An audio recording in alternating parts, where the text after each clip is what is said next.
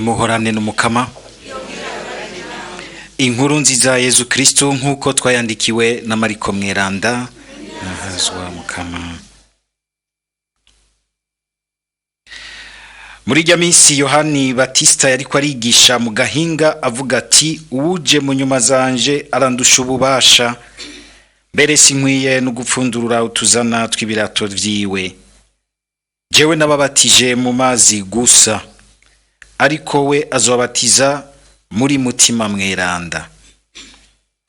Muri rya minsi Yezu avuye i Nazareti mu Bugarire abatizwa na Yohani mu ruzi Yorodani.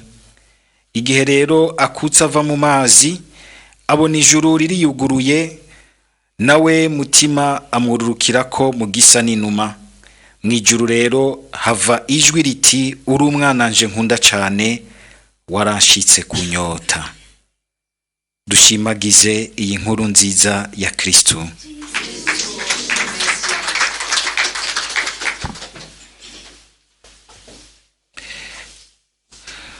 Kuri uyu munsi turiko turahimbaza umunsi mukuru w'ibatisimu y'umukama. Ivya liturujia biranyaruka gose, mbere yo kamenga akana Yezu mu kanya gatonya karashikira imyaka 30 kariko karabatirizwa na Yohani Batista. Ariko ni liturujia kugira ngo idufashe nogira nti kwinjira muri ibi bihe bidasanzwe byo kwimenyekanisha k'umukama, kandi bigaheza bigasozera ikiringo ca Noeli, kuko umunsi mukuru w'ibatisimu niwo usozera ikiringo ca Noeli. Ije bazoza gusenga muzosanga tasenga rihari ngaha, takana Yezu gahari, kazoba kamaze gukura, kari mu buzima bwacu, kariko karakora kigisha, kongera gakora ibitangaza vy'Imana hagati yacu. Kwari kugira ngo bwa mbere twumve yuko uyu munsi mukuru turonse bwa mbere nka Epifani y'ibandanya, umukama abandanya yigaragaza. Buryo umukama gishika yarigaragaje, yagiye arigaragaza ku buryo bwinshi. Bwa mbere yabanje kwigaragaza yimenyesha abungere, harimwo kungene aje ari wenye na rumwungere, aje kutuyobora twese ngo atujane kwa data. Ariko kandi akabonekera abungere muzi ko atari abantu b'imico myiza, murazi imikomo yabo, bikerekana n'imitima yabo ingene bimeze, ko nubundi azanywe n'ukwegera abanyakabi ngo ashobore kubashikana ku Mana. Ariko saho yagarukiye yarimenyesheje, ejo twaravyumvise, n'indi migwi y'abantu benshi mu buryo bwinshi. Arimenyesha bajya b'amajusi, batubwira yuko bari abantu bahambaye b'abami baje bava mu bihugu bitandukanye, ariko kandi barimwe abantu b'incabwenge ngo bagendereza ibinyenyeri, sinzi ko twobita ba astrologue bico gihe. Arimenyesha abantu b'incabwenge bimeneke, tumenyereye yuko umenga abantu b'incabwenge bize vyinshi baca bacika nk'abazira rumenyetso, mugabo ahubwo abantu b'ubwenge vy'ukuri bakamabona yuko ubwenge bwabo harantu bushika bugasigwa, bugatwikirwa n'ubwenge bw'Imana bubatwaye bwaremye vyose, ahubwo ubwenge bwabo bukabatuma baryoherwa gose gusumvya n'Imana yaremye ibintu vyiza.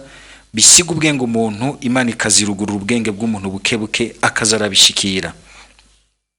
Ariko kandi abamajusi nimwibaze yuko kugira ngo babone irya nyenyeri hama bacumva ati hari umwana adasanzwe yavutse, yuko umenga niko bemera cyane. Oya, barabapagani. Kandi Imana ikimenyesha igipagani, basenga mu gipagani, igipagani kaza gupfukama imbere y'Imana Yezu Kristo, kigashikanira Imana ingene uwo mwana w'Imana aje gukura abantu mu bintu byo gusenga kwabo gipagani, batangure gusenga Imana y'ukuri. Kumwe Yezu agira ati ngo hagiye kuzigihe ngo abazosenga mu kuri data, ngo bazomusenga mu kuri no muri mutima. Si ivyo gusa, burya mu guca kuba majusi abantu bahambaye, yaragombye kandi kwiyereka abandi bantu bahambaye. Yaragombye kwiyereka Herodi, mugabo asanga Herodi yuzuye ibintu vy'umunoho w'ubukuru acagomba kumwica. Mugabe igihe yabukaranga Imana ari munsi y'urujo, Imana irabijamwo iramenya ingene ihungisha umwana wayo. Mu guhunga yarimenyesheje abahunze, abari Mahama, abari Tanzania nimba mutwumva, abahungiye nahe, abahunze ibinabiriya byinshi, bose Imana irabimenyesha mu buryo bwinshi. Muri uko guhunga Yesu yagombye kubwira abantu bahunga bati ntimuze mwibaze ngo ni Imana ibakwiye kwiminwe, kuko na jewe narahungishije umwana wanje, ndazi icari cyo guhunga. Si ibyo gusa, arimenyesha n'abasaserdoti, abahinga mu vy'Imana. Hamwe Herode abatuma kati nimuze bariko baravuga umwana yavutse adasanzwe, bazi ibitabo vyeranda iyo uyo mwana w'Imana azovukira, bakazingurura bakarondeza ngo bakasanga yuko azovukira i Betlehemu. Mugabo babizingurura nk'incabwenge bariko baracukura bagira recherche muri bibliothèque, mugabo iyo recherche yabo ntiyabashikana kuja gupfukama. Turashobora kuba abantu bazi ivy'Imana tudapfukama imbere y'Imana, tutazi imbere y'Imana. Ukuza imbere y'Imana vyama bisaba guhaguruka. Mwarumvise rero isiguro y'icari c'urugendo. Burya n'Imana kuzi wacu yagize urugendo rurerure bwo kuva mu bumana bwayo iraza mu bumuntu. Nico gituma n'abantu kugira ngo bayishikire hariho urugendo rw'ukwemera tugira. Abamajusi bakagira urugendo rw'ukwemera, bakumva ko hari ikintu gisumbirije bategerezwa kurondeza, bakarondeza. Abakristu batakirondeza, naho uba warashaje mu mutima ugumurondeza. Ngeze kubabwira umuntu w'umutamakazi akunda gukurikira gose Radio Maria, iyo duhuye turayaga ibintu vy'Imana tukaryoherwa, ukumva ingene iradiyo mikaburira aho yicaye, ahagwariye, aho imyaka ifise imuremere, mugabo ukumva umutima wiwe ugumurondeza. Ugiye hafi yiwe ntushobora kumva umengana umuntu ashaje, ko umuntu ashaje n'ujye yuzuye imyidogo, barandiye barakindiriyemwo babana sije ncumura ahubwo pati nibo bacumura, nibo bantiri mamidogo umwanya wose ugaca usanga ararushe muri we. Iradiyo yarahinduye abatama n'abatamakazi bacu benshi, ugasanga yuzuye akamwemwe, ugasanga Imana iguma imuyagisha mu mutima wiwe. Imana iratwereka mu buryo bwinshi abo bose, iyo mico yose Imana ikazira biyereka. Ariko rero hageze atari byo kumwiyereka iciye no ku bandi bose, yonyene ikamwerekana ku munsi waho yamwatira icese kamushikana mu gihugu cayo. Yohani Batista akamubatiriza, agaca mwerekana ati nguyu rero umwe nababwira, nguyu mwagazi w'Imana, nguyu ukuri igicumuro c'isi. Twari kugaruka tukazirikana gose kuri batisimu, bikadufasha kuzirikana ku batisimu yacu. Mugabo muri kano kanya tuba turiko turasiganwa n'ubundi buzima, turazirikana gatonya dufatiye kuri aya majambo y'Imana. Ababishaka muze murakurikira inyigisho ndoramana zo kusamirizi, nico gituma ntunuka ndazitegura.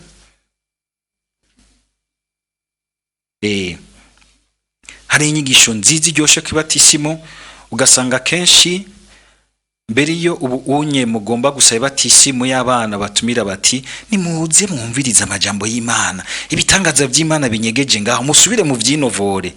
Patira aratugora, duhi batisimu amatwigire. Hari abantu bashaka kuze baratora ivy'Imana ngo nkaba abandi Imana gusanga umenga yabivye, mugabo ikabiba nko kunzira, wona kunzira umenga bamwe bariko bariruka, nigiye bariko baravuga no ku telefone umenga amayinite arabaheranye, mugamba bariruka muri bo. Kunyaruka ni vyiza, ariko ntiduhave tunyaruka ngo dusange twasize ivyiza inyuma, canke twabiciye ku ruhande tutaronsa akanya ko kuvyinovora.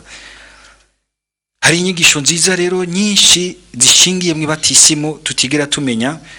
Naco gituma ushobora gusanga umuntu yadutse ngo nuko bamudwibitse mu Itanganyika, hahandi hose hahurira abagiye kurya ikirori, abantu biyogamwo, ngo n'abaje kuzimu binjira nayo. Avuye yagaca kukubwira ati ngo jewe ngo naronse batisimu special y'amazi menshi. Amazi menshi niyo uje kunyijyako, Jesse mbona nja muri piscine. si mu mazi menshi kugira ngo dushe noga imara imwe si amazi menshi none mba ndose batisimu gasanga ariko yirya ku mazi menshi kubera ko atumva neza aho vy'ukuri isiguro nyamukuru y'ibatisimahire nivyo iryo jambo muri iryo batizein mu kigereki bivuga kudwibika ariko ugiye kuraba ingene Yesu Kristo avuga ibatisimu ntavuga yuko tuzoronka ibatisimu nk'iya Yohani Batista. Nawe Batista murumvise yuko agira ati ngo jewe mbabatiriza mu mazi gusa ariko ngo harunda azobabatiriza ngo muri ntavuze ati harunda azobabatiriza mu mazi menshi. Iyo two turasoma amajambo y'Imana turatahura ariko kandi batisimu samad murambwira abantu ni umuntu azoza kunsaba batisimu akumva yuko ndamusutse ko igikombe c'amazi idafashe arambwira ntegura ingunguru nta kibazo kuko ikibazo si samazi uko angana ahubwo rero icara twumve rero aho ibintu bishingiye ubwa mbere bwobwo dutomora ibintu ibatisimu twebwe abakristo twaronse si ibatisimu Yohani Batista bwa mbere bwobo kandi mbere ushima na Yesu nubwo aro nk'iyo ibatisimu Yohani Batista ntayironse nk'ijya nyene Yohani Batista yatanga. Yohani Batista bonye narabivuga ati naje kugira ngo ntegure inzira. Ibatisimu Yohani Batista iri mu rutonde rw'imyuhagiro myinshi abanyisraeli bagira mu mico yabo nk'iyo kwiyuhagira ibibi kwicyorora kuko harimo n'akantu kuko basigarana yuko umenga ikibi cabahomye ko ntibabone yuko kinyegeje hariya umutima akabona umenga nimba nk'ubu nagiye mu isoko nkahura n'abantu b'abanyabicumuro bakanyitsita ko bampumanije bagacabona umenga boshiraho imyuhagiro bo kwitamyeranda bakumva umengira bacyoroye bakumva boshobora guseruka ari imbere y'Imana bagahereza. Yohani mugabo wewe atangura kubizana mu mutima akagira ati niyo kugira ngo mwigaye mu mutima muve mu vya kera mwitegurire gusanganira uwundi ari hagati ya nyari kwaraza mu nyuma Imana izo mumwereka ati ngo ujya ukuri igicumuro c'isi utanga ibatisimi hanagura igicumuro c'abantu. Murazi yuko nawe nyine Yesu aje akamushikira yagwingaramira agira ati abari wowe uzi wanje ni jewe nari kubatirizwa nawe. Yesu akamubwira ati tekana reka tubigire uko Imana yabishatse. Murabona abantu baza gusaba batisimu hagira n'indinganizo niyi bimeze uko we yaraba pati erega wewe nawe ntusanzwe umwibutsa Imana wisamiritse ntabatisi je mu ndinganizo ntabatisimu ntanga ngaha.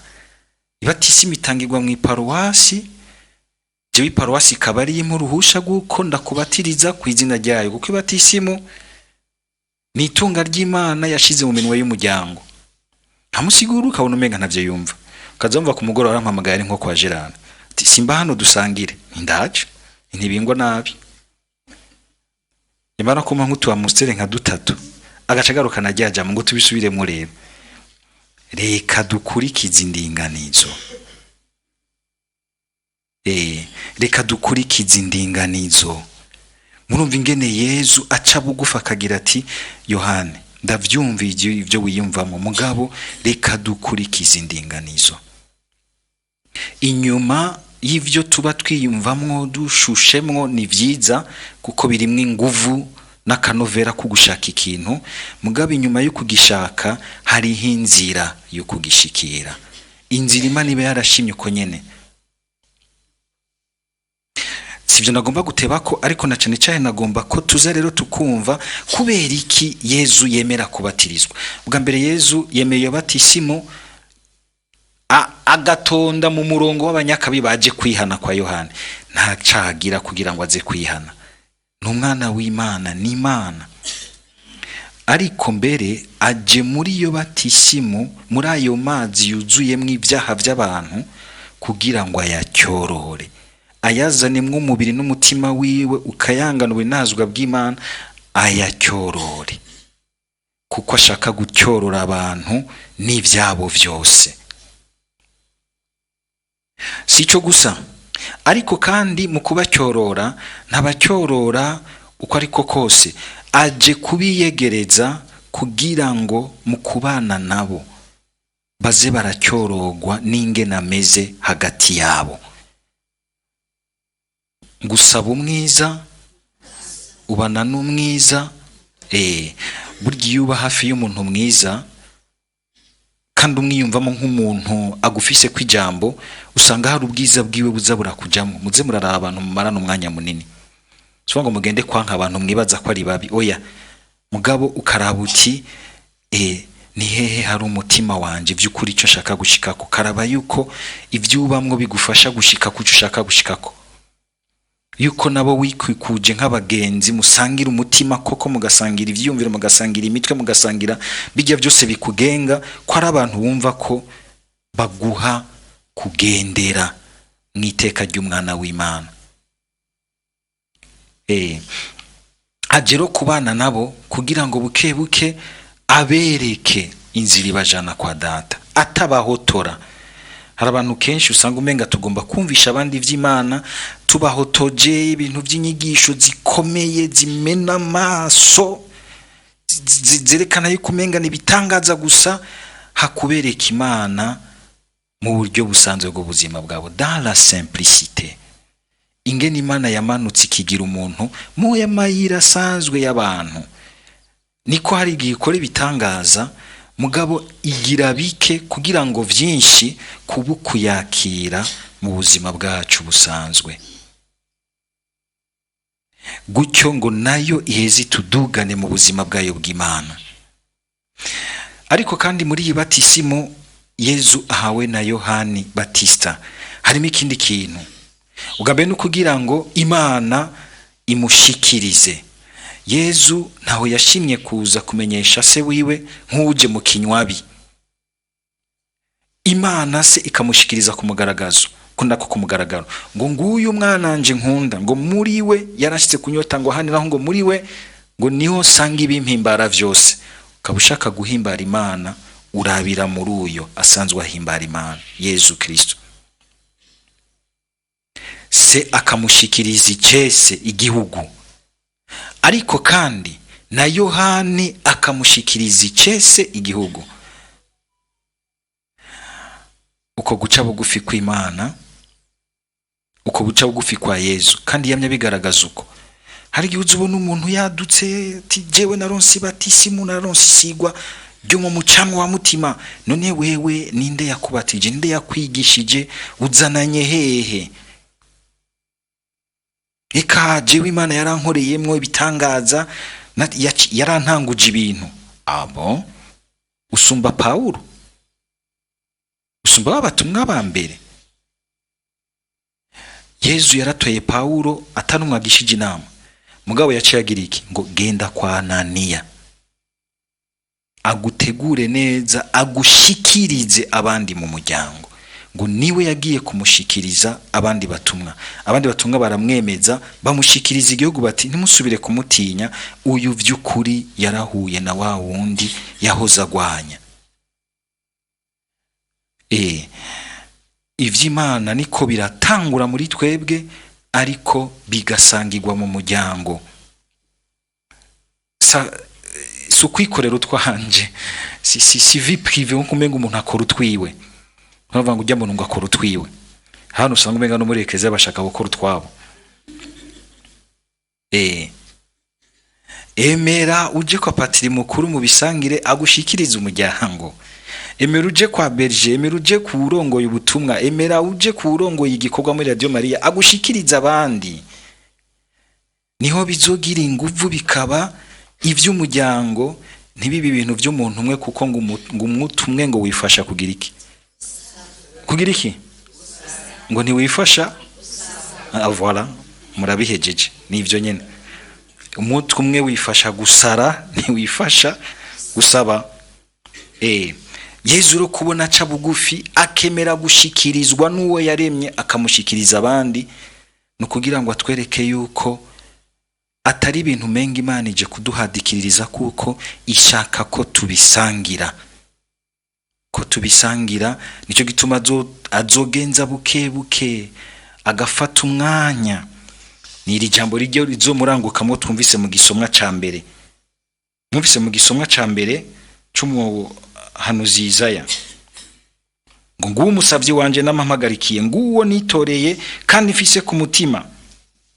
Naramuhaye umutima wanje ngo aheze azanire intara ubutungane, ntayogora, ntavuza urwamo, ntagenda ariyamiriza mu mayira, ngo ntahohosha umubingo wavunitse, ntazimya urumuri rukiyengera.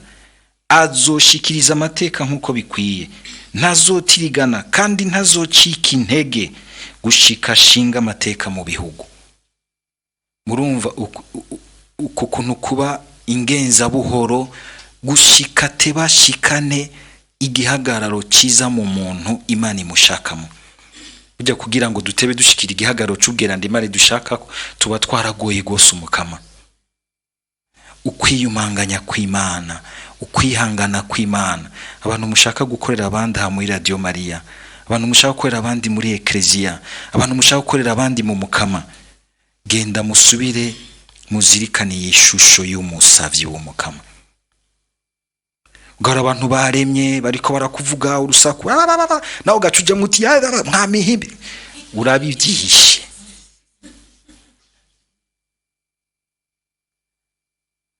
Menya aho ufise ukuri kwawe, menya aho ufise inguvu zawe. Kuko gukorera abandi mu Mana bisaba kwiyumanganya. Gushika umunsi Imana yabwiye iti burya niwe ariko arateramira ukuri kwanya imbere y'Imana. Gushika Imana ibizana mu bwiyumanganye bwinshi. Kuko kenshi usanga umenga tugwa mu mitego gutyo, tugategana imitego tukabuza Yezu kudukuza mu gihagararo Imana idushakira.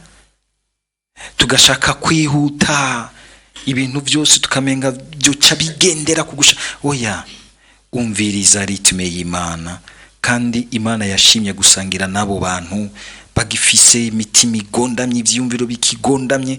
Ukagenza buke buke ugira uti ego umwanya Imana impaye kubana nabo ntihaze habure ikintu ciza c'igihagararo c'Imana gishika mu bandi kubera za nguvu zibatisimu. Kuko ugira uti assurance yanje ijambo rimpagaritse sindarikura kukungene munyiyumvira, ndarikura kuri kukuntu mu gatondo uyu musavyi w'umukama Yesaya avuga ngo uko bukeye kubwije ngo azindukira kumviriza, atega ugutwi ijambo ry'Imana rikaba ryo rimuha imvo zo guhagarara muri iyo karite yo kuba umwana w'Imana. Kabushaka gukorera umukama, kuba umwana w'Imana, kumwegukira no kumukorera, kuko ivyo biri birajana. Haravuga ngo bashaka kwegukira umukama ntibamukorera, harimo gakaye n'abashaka ngo kumukorera muga ntibamwegukire, ntibikunda. Mbere ugukorera umukama kwa mbere no kumwegukira. Kumukama adashaka ivyo tumukorera inyuma, ashaka uga mbere ubucuti n'umutima wacu, ashaka l'alliance, hanyuma lo ministère igakurikira. Ni nkuko udashaka gukora ministère ngo utarinjira muri alliance, uca usanga umenga no kwiyahagura kandi uzoruha n'ingoga, uzocika intege n'ingoga. Dusaba umukama kugira ngo mwibatisimu yaduhaye natwe ivyo bintu bibiri tuze turabijanisha. Yesu akagira ati genda mubatirize ku izina rya Data n'irya Mwana n'irya Mutima Mweranda. Ngo mubatirize mu rupfu n'izuka vyiwe. Paulo niko aca twigisha. Iyo niyo batisimu rero twe turonka. Mu bisanzwe muri batisimu y'umukama Yesu aramanuka muri Yorodani nka kumwe yamanuka mu ruhafu, hanyuma agakuka ava mu mazi nka kumwe yazuka ava mu ruhafu. Nicyo gituma twebwe ntitubatirizwa bwa mbere muri Yorodani mu mazi menshi, ntitumanuka mu Itanganyika canke mu rundi ruzi, tumanugwa mu rupfu rwa Yesu tukadugana na Yesu mwizuka giwe. aho niho hari insiguro y'ibatisimu y'abakristo. Ivyo navyo bikagirwa ku izina rya Data n'irya Mwana n'irya Mutima Mweranda, bikaguha mutima mweranda, bikakuremamwo